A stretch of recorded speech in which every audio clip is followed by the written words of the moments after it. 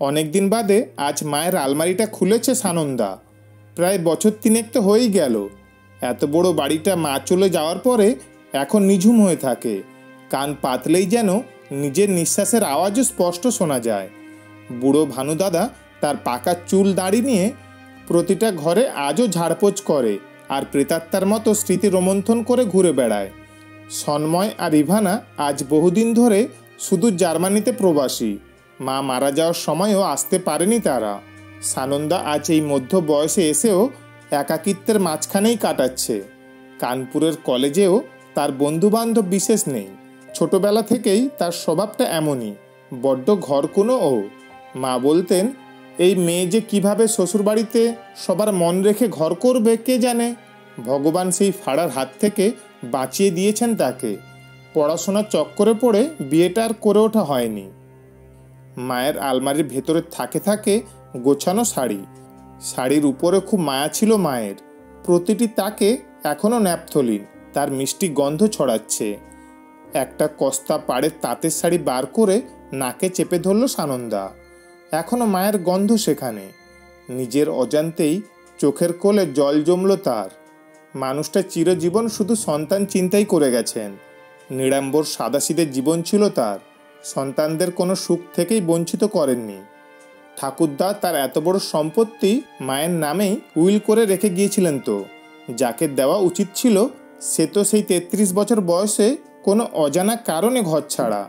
মালতী তখন দ্বিতীয়বারের জন্য সন্তান সম্ভবা। কে জানে কেন একটা অবদমিত কৌতূহল মনের ভেতরটাকে নাড়া দিয়ে গেল। এই বাড়ির কোনো ঘরেই বাবার কোনো নিদর্শন নেই, একটা ছবিও নেই। শুধু দাদুর ঘরে বাবার একটা ছবি ছিল, বোধহয় কোনো ফুটবল ম্যাচের আগে তোলা। বিবর্ণ সেই ফটোটা একদিন দেওয়াল থেকে খুলে ফেলা হলো। মা বোধহয় চাইতেন না ছেলেমেয়েরা বাবার সম্পর্কে কোনো কৌতূহল দেখাক। তার মনের গভীরে বড় নরম জায়গা যে ওটা। কিন্তু মায়ের গোপন অন্দর মহলেও কি বাবার কোনো স্মৃতি লুকিয়ে নেই? ছোটবেলায় যদিও মাঝে মাঝে মনে হতো সবার বাবা আছে, তাদের কেন নেই। মা প্রাণপণে চেষ্টা করতেন সেই অভাব পূরণ করতে। তাই একটা অদৃশ্য পর্দার আড়ালে সম্পর্কটা চাপা পড়েই থাকতো।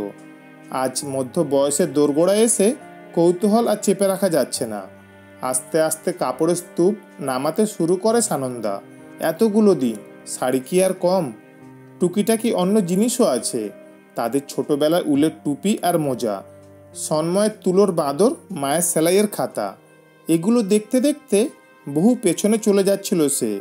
আবছা নেগেটিভ হয়ে ছোটবেলা চোখের সামনে খেলা করে বেড়াচ্ছিল। উপরের তাকে সাদা ধুতি দিয়ে জড়ানো একটা পুঁটলি পাওয়া গেল। বেলা অনেক হয়েছে, খিদেও পাচ্ছে। কিছুটা অন্যমনস্ক হয়েই ধুতির গিট খোলেছে আর খুলেই স্তম্ভিত হয়ে যায়। পুঁটলির মধ্যে একটা লাল টুকটুকে বেনারসি আর বরের জোড়। একটা অ্যালবামও রাখা আছে, সেটা ভর্তি বিয়ের ছবি। এত সুন্দর দেখতে ছিলেন তার বাবা। তার ছোটবেলার ছবিও দু একটা আছে সেখানে। মনটা বিষণ্ণতায় ছেয়ে গেল। অপ্রত্যাশিত মেঘ যেমন মনকে ভারাক্রান্ত করে তোলে, মায়ের অভাবটাও আবার নতুন করে মনকে নাড়িয়ে দিয়ে গেল। বেনারসিটা নাড়াচাড়া করতে গিয়ে মেঝেতে কিছু কাগজ পড়ল। কৌতূহলী হয়ে সেগুলো কুড়িয়ে নিল সানন্দা।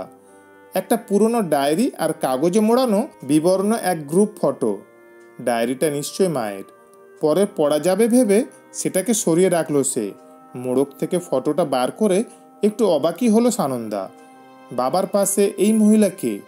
মা তো নন। তাহলে? মহিলা বেশ সুন্দরী হলেও বড়ই বিষণ্ণ। একটি 3-4 বছরের ছেলেও আছে ফটোতে। সে মায়ের আঁচল ধরে দাঁড়িয়ে আছে। এরা কি এই বাড়ির আত্মীয়? সানন্দা তো কখনো দেখেনি এদের। তাহলে মায়ের আলমারিতে এদের ফটো কেন? খুকি, বেলা তো অনেক হলো, খেতে হবে না? মায়ের আলমারি খুলে তো সেই সকাল থেকে বসে আছো। ভানু দাদা দরজায় এসে দাঁড়িয়েছে। হ্যাঁ হ্যাঁ, চলো চলো। আচ্ছা ভানু দাদা, এই ফটোর ভদ্রমহিলা আর এই বাচ্চা ছেলেটাকে চেনো তুমি? আমি তো কোনোদিন এদের দেখিনি। কেমন একটা অদ্ভুত দৃষ্টিতে সানন্দার দিকে তাকিয়ে আপন মনে কি যেন বিড়বিড় করে উঠল ভানু দাদা। তারপরেই যেন সম্বিত ফিরে পেল। আমি চাকর বাকর মানুষ, সব খোঁজ খবরে আমার দরকার কি বলো তো? সব অঙ্কের ছক যদি মেলে তাহলে কি আর এই বাড়িটার এই দশা হয়? ওই তো একটা খাতা পেয়েছো, হদিস যদি কিছু পাও ওতেই পাবে। এখন খেতে এসো তো। ভানুদাদার মুখের চেহারা কিন্তু অন্য কথা বলছিল। সানন্দা আর কথা না বাড়িয়ে খাবার জন্য নিচে নেমে গেল। দুপুরে খাওয়া দাওয়া মিটে যাওয়ার পরে নিজের ঘরে ফিরে এসে দরজা বন্ধ করে মায়ের ডায়েরিখানা খুলল সে। মুক্তোর মতো হস্তাক্ষর ডায়েরির পাতাগুলোকে ভরে তুলেছে। সংসারে এত কাজ একা হাতে করে এমন সুন্দর ডায়েরি মা কখন লিখতেন? সে তো কখনো মাকে ডায়েরি লিখতে দেখেনি। প্রথম পাতায় মনোনিবেশ করল সানন্দা। আমি মালতী, অতি সাধারণ এক গৃহবধূ। এতকাল আমার মনের গভীরে কিছু গোপন কথা লুকিয়েছিল, যা এক অজানা ভয়ে কিছুতেই ছেলে মেয়েদের কাছে তুলে ধরতে পারিনি। আজ এই ডায়েরির পাতায় মন খুললাম। 20 বছর বয়সে এই বাড়িতে বিয়ে হয় আমার। শ্বশুরমশাই নিজে পছন্দ করে তার একমাত্র ছেলের বউ হিসেবে নিয়ে আসেন আমাকে। তিনি আমাকে নিজের মেয়ের মতোই ভালোবাসতেন। শাশুড়িমা তুলনায় একটু গম্ভীর স্বভাবের ছিলেন। আমার স্বামী অনুপম একটা ব্যাংকে চাকরি করত। প্রথম দেখায় আমার কেন জানি না মনে হয়েছিল সেও তার মায়ের মতোই স্বল্পভাষী। প্রয়োজন ছাড়া আমার সাথেও সে বিশেষ কথা বলতো না। এরা অত্যাধুনিক পরিবার, আমি মফস্বল শহরের মেয়ে। ভয়ে কিছু জিজ্ঞাসা করতেও পারিনি। আমরা প্রথম 1 মাস একে অপরকে ছুঁয়েও দেখিনি। আমার একটু অবাকই লাগতো, নানা রকম ভয়ও হতো, কিন্তু কাউকে এই কথা কখনো বলিনি, এমনকি নিজের বাবা মাকেও না। ভুল ভাঙল এক রাতে খাওয়া দাওয়া মেটার পরে। অভ্যাস মতো স্বামী দুধের গ্লাস তার দিকে এগিয়ে দেওয়ার পরে তিনি গম্ভীর গলায় বললেন, বসো, তোমাকে কিছু কথা বলার আছে। ভয়ে ভয়ে খাটের এক কোণায় বসলাম। খুক খুক করে কেসে তিনি শুরু করলেন, আমি জানি কথাগুলো তোমার মোটেই ভালো লাগবে না। কোনো নববিবাহিতার এগুলো শুনতে ভালো লাগেও না, কিন্তু আমাদের দুজনের জন্য এই কথাগুলো আমাকে আজ বলতে হবে।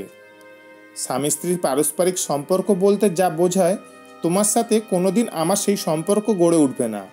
আমি আমার কলেজ জীবন থেকেই একটি মেয়েকে ভালোবাসি। আমাদের পরিবারের সাথে সেই মেয়েটির পরিবার কোনো মতেই মানানসই নয়, কিন্তু মেয়েটি সব দিক থেকেই অসাধারণ, এক অসম্ভব বুদ্ধিমতী। আমি এই বিয়ের আগেই এই বাড়ি ছেড়ে চলে যেতে পারতাম, কিন্তু বাবা মাকেও আমি যথেষ্ট ভক্তি শ্রদ্ধা করি। তাদের বংশ এগিয়ে নিয়ে যাওয়ার জন্য তারা আমার কাছ থেকে একটি বংশধর চান। তাদের কথা আমি ফেলতে পারিনি। জানি আমি সমালোচনাযোগ্য, কিন্তু কোন দিকে যাব সেটা ভেবে এই মুহূর্তে আমি দিশেহারা। তুমি বলবে, বলি দেওয়ার জন্য আমি তোমাকেই কেন বেছে নিলাম? এটা তোমার কাছে একটা অত্যাচারে সামিল হয়ে দাঁড়াবে। তুমি এই আবদার অগ্রাহ্য করতে পারো। তুমি সাবালিকা, আমার আপত্তি নেই। তবে আমার মতে রাজি হলে তুমি এই বাড়িতেই থেকে যেও। আমার বাবা মা অতি ভালো মানুষ। তারা যথোপযোগ্য সম্মান আর ভালোবাসায় মুড়ে তোমাকে রাখবেন। তোমার কোনো আর্থিক অনটন যাতে না হয় সেদিকে আমি লক্ষ্য রাখব। তুমি এই বাড়িতে পুত্রবধূর সম্মানেই থাকবে। পাশ ফিরে শুলেন তিনি, আর একটিও কথা বললেন না। সে রাতে আমার চোখের জলে বিছানা ভেসে গেল। একজন বিবাহিতা মেয়ে তার সংসার নিয়ে কত স্বপ্ন দেখে। আমার সব স্বপ্ন ভেঙে চুরমার হয়ে গেল। আমি যে প্রতিবাদ করব সে জোর আমার কোথায়? আমার নিম্ন মধ্যবিত্ত বাবা মায়ের দুবেলা দুমুঠো ভাত জোগাড়ের চিন্তাতেই কেটে যায়। আমাকে তো তারা স্কুলের গণ্ডিটা পার হতে দেননি। লোকের বাড়ি রান্না করা বা বাসন মাজা ছাড়া আর কোনো কাজ তো আমার জুটবে না। বাপের বাড়িতে ফেরার পথও বন্ধ।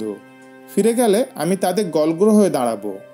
তার চাইতে এই বাড়িতে নিজের জোরে থাকা অনেক বেশি সম্মানীয়। আধুনিক মেয়েরা হয়তো আমার এই দুর্বিষহ অবস্থার অনেক সমালোচনা করবেন, কিন্তু আমার সামনে যে আর কোনো রাস্তাই খোলা নেই। এরপরে জৈবিক প্রয়োজনে কিংবা বংশ এগিয়ে নিয়ে যেতে এসেছে সানু সানন্দা, এবং যেহেতু সে কন্যা সন্তান, তাই দ্বিতীয়বারের জন্য সন্তান সম্ভবা হয়েছি। সংসারটাকে আঁকড়ে ধরেছিলাম, শূন্যস্থান পূরণ করার জন্যও তো কিছু চাই। শ্বশুর শাশুড়ি ধীরে ধীরে আমার উপরে নির্ভরশীল হয়ে উঠলেন। ছেলের উপরে তারা ভরসা পান না যে। আমি তখন দ্বিতীয়বার সন্তান সম্ভবা। এক রাতে ঘুম থেকে উঠে অনুপমকে বাড়ির কোথাও খুঁজে পেলাম না। অত রাতে কাউকে আর ডাকিনি। মনের মধ্যে ক্ষীণ আশা ছিল, আশেপাশেই কোথাও আছে হয়তো। টেবিলের উপরে দেখি একটা চিরকুট আর ফটো রাখা। চোখ বিপদের আশঙ্কায় ঝাপসা হয়ে আসছিল, তবু চিরকুট খুললাম। কতগুলো আঁকাবাঁকা দাগে আমার ভবিষ্যৎ জীবনটা নির্ধারিত হয়ে গেল। মালতী, তোমাদের সকলকে ছেড়ে চললাম। যে কথাটা তোমায় বলা হয়নি সেটা হলো, মালিনী গত সপ্তাহে সর্বশান্ত হয়েছে। আমার পরেই ওর একটা বিয়ে হয়েছিল। আমাদের মতো বড় পরিবারে নয়। ওর বাবা মায়ের যেটুকু সাধ্য ততটুকুই তারা করেছিলেন। একটা ফ্যাক্টরিতে কাজ করতো ওর স্বামী, অ্যাক্সিডেন্টে মারা গেছে। একটি 3 বছরের ছেলে নিয়ে মালিনী আজ অসহায়। বাবা মায়ের উপরে এত বড় বোঝা চাপাতে পারবে না ও। বড় ভালোবাসি ওকে, তাই স্বেচ্ছা এই দায়িত্ব কাঁধে তুলে নিলাম। তুমি বলবে আমার ছেলে মেয়েদের দায় আমি এড়িয়ে যাচ্ছি। এটা হয়তো সমাজের চোখে কাপুরুষের কাজ, কিন্তু আমার অপার কথার কথা শুরুতেই আমি তোমাকে জানিয়েছিলাম। বাবা মা তোমাকে মেয়ের মতো ভালোবাসেন।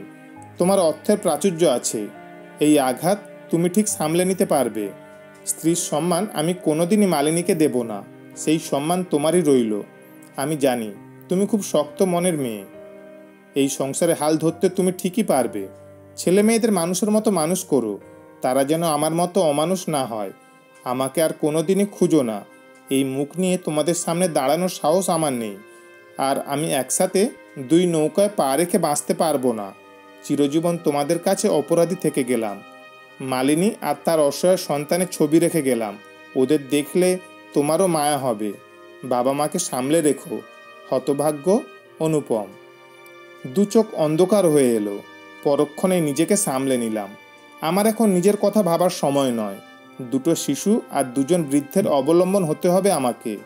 এই চ্যালেঞ্জ স্বীকার করলাম আমি। তারপরে আর ফিরে তাকানোর সময় পাইনি। তবে ছেলে মেয়েদের বলতেও পারিনি তাদের বাবা কেন নিরুদ্দেশ হয়েছিলেন। এই ডায়েরিতে আর কোনো গল্প লিখব না। আমার জীবনে কোনো গল্পই নেই, যে সবটাই কঠোর বাস্তব। তাই বাকি পাতাগুলো না হয় সাদাই থাকুক। ডায়েরি বন্ধ করলো সানন্দা। নিরন্তর পরিশ্রম করে যাওয়া সাদাসিধে এক সিরনা মহিলার ছবি তার চোখের সামনে বারবার ফুটে উঠছিল। মায়ের প্রতি শ্রদ্ধায় তার 2 চোখের পাতা ভিজে এলো। সন্ধ্যা নামছে। ভানুদাদা ঘরে ঘরে ধুনো দিচ্ছে। নিজের ঘরে মায়ের ফটোখানার দিকে অপলকে চেয়ে রইল সানন্দা। কি দেখছো খুকি? মানুষ নন, দেবী ছিলেন উনি। প্রণাম করো ওকে, প্রার্থনা করো যেন অমনি মনের জোর পাও। তোমাদের মধ্যে যেন ওর আত্মা একটু শান্তি খুঁজে পায়, তবেই ওকে সম্মান জানানো হবে। আমি মুখ্য সূক্ষ্ম মানুষ, তাই বলে আমার কথাগুলো ফেলো না যেন। মা নন, উনি একসাথে সানন্দার মা আর বাবা। পিতৃপ্রতিমাপন্নে প্রিয়ন্তনের সর্বদেবতা। মায়ের নামে এই বাড়িতে একটা মহিলা অনাথাশ্রম খুলবে ওরা 2 ভাই বোনে। মা উপর থেকে ওদের আশীর্বাদ করবেন। টেবিলে বসে প্যাড টেনে নিয়ে কলেজে রেজিগনেশন লেটার লিখতে শুরু করে সানন্দা। কেন কে জানে, মনটা বড় হালকা লাগছে আজ। শুনছিলেন আজকের গল্প গোপন ঘরে, কলমে অপালা মুখার্জি। গল্পটি ভালো লাগলে অবশ্যই শেয়ার করবেন। ধন্যবাদ।